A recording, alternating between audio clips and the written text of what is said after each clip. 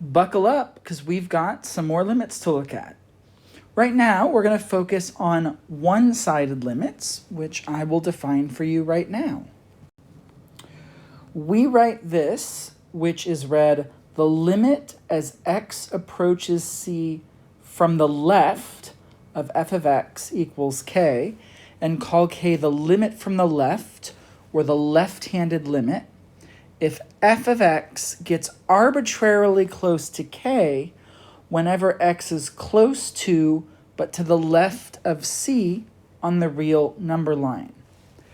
Basically, this is like a normal limit, but we're only considering numbers, values of x that are to the left of c. And that's what that minus means. And similarly, we write this, which we say the limit of f of x as x approaches c from the right equals L, and call L the limit from the right, or the right-handed limit, if f of x gets arbitrarily close to L when x is close to but to the right of c on the real number line. And I'm realizing we've missed the word close here. Arbitrarily close to L. And that's meant to be an arrow. Basically, there are situations where we might want to talk about what's happening to the function on the left side of a certain point or the right side of a certain point as far as limits are concerned. And a great example of this is one that we've already seen. In a previous video, we considered the function f of x equals x over the absolute value of x. And specifically, we looked at that function near 0, and we saw that for positive values of x, or values to the right of 0, this function was equal to 1, because for positive values of x, the absolute value of x is equal to x, and x divided by x is 1. But for negative values of x, the absolute value of x is actually the opposite of x, because that absolute value takes the negative and makes it positive, makes it opposite. And so when we do this division, we end up with negative 1. And for this particular function, we said that the limit as x approaches 0 of x over the absolute value of x does not exist. However, the left and right-handed limits do exist.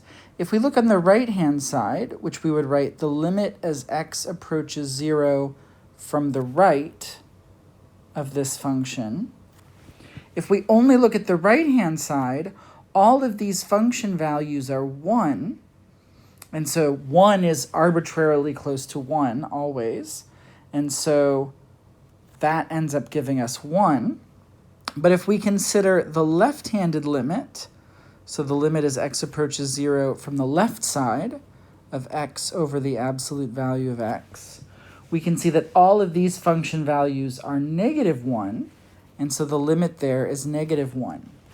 So this is a situation where we have a general limit, the overall limit does not exist, but if we focus just on the right-handed limit and the left-handed limit, both of those do exist. And in general, for the overall limit to exist, we need the right-handed limit and the left-handed limits to exist, and we need them to be equal to each other. Since they're not equal to each other here, that is how we know the overall limit does not exist, or the two-sided limit, we could say, when we're considering both sides. Now, I want to get just a little bit more practice looking at a limit from the left and a limit from the right for a function that isn't constant on the right or left, something that's a little bit more interesting. So let me give you a graph of another function that we can examine. So here we have a graph that I have drawn. This is y equals f of x. And I want to look at a couple of limits just so we can see if we understand left and right-handed limits. So first of all, I want to look at the limit as x approaches 2 from the left of this function, f of x, and also the limit as x approaches 2 from the right of f of x. So take a moment to look at the graph and see if you can figure out what these limits are. First, we're looking at the limit as x approaches 2 to the left. Well, here's 2. If we want from the left, we're looking at this part of the graph. So what's happening to the y values as we're getting closer and closer to 2?